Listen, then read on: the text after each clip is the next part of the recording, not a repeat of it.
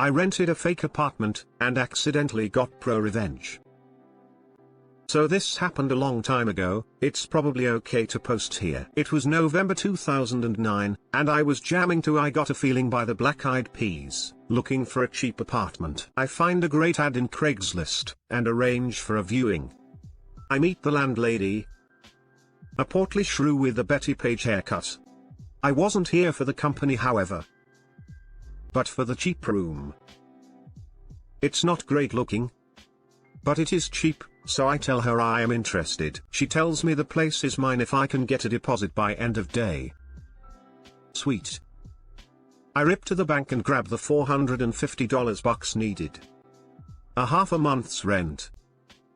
She and I cross-sign a standard lease, and ask when I can get a key to move in, and she says a couple days as the current tenant has yet to collect all of their stuff. So, I am sleeping on the couch at a buddy's pad for now, and so I just chill, seeing sights, enjoying the first few weeks in a new city. A couple days roll by, and I haven't heard from the landlady, so I get frustrated and leave a few salty voicemails.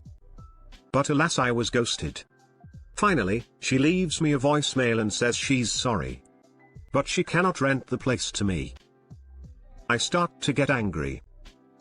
But I am a pretty cool customer, so I do the research, find out my rights in an unfamiliar new municipality, and discover that if someone backs out of a lease without a legal reason, the other party is entitled to double the deposit they placed. So I figure, she owes me about $900 clams. I leave more messages and emails. Again, with the ghosting, not answering the phone, no responses via email either. I get fed up. Now, I had just accepted a new job, but it didn't start until the turn of the month. I would guess it's about the third week of November 2009. I have some spare time, so I hop on the bus, buy a magazine, and sit at the bus stop across from the rental house, and just wait. And wait. For a couple hours I waited. But man, was it worth it. I see her showing the unit to another smart mark. I hold my cool, and wait for her to finish with her newest renter, and make my way over to the house to confront her. As soon as she sees me, she starts to wail about how the tenant changed their mind, blah blah blah, and that's why she couldn't rent to me. I've heard enough. I square my stance directly opposite this clearly upset charlatan. Now you listen to me. You will get me $900 as required by law by the end of the day, or I will go directly to the police station and let them deal with you. She turned white. For a minute I thought she was going to puke on the ground right there in front of me.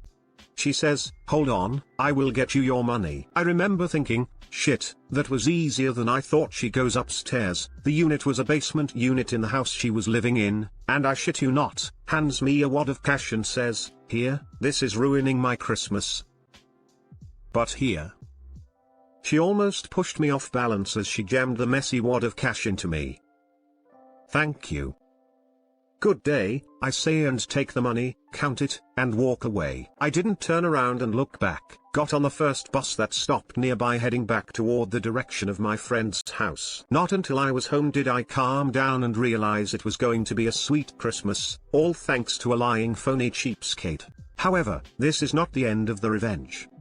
About a week later, I get a phone call from a friend asking me if the lady in the news is the same crazy lady I got the double damage deposit from. I'm like, what? Sure enough, it turns out this lady was running the same scam in parallel with a bunch of other victims. I am mortified, not just because I almost got scammed, but it immediately occurs to me that the money I got was someone else's money, and they are homeless for the holidays. I head right down the police station, where there is, I shit you not, a line of crying people filing reports about being scammed by this woman. I feel awful, and when it's my turn, I get to the intake officer, and start to give my story. I lay it all down, how I fell for it, how I left a snotty voicemail, how I staked out the rental to confront her, my demand of double the money back, my threats of legal action against her, and finally the skillful execution of the law by getting double the deposit back. I tell the cop, I took some of the money that belonged to the other victims, and she looks at me and says, "Man, you were the only one smart enough to confront her in a reasonable way. You earned that money. Don't worry about it."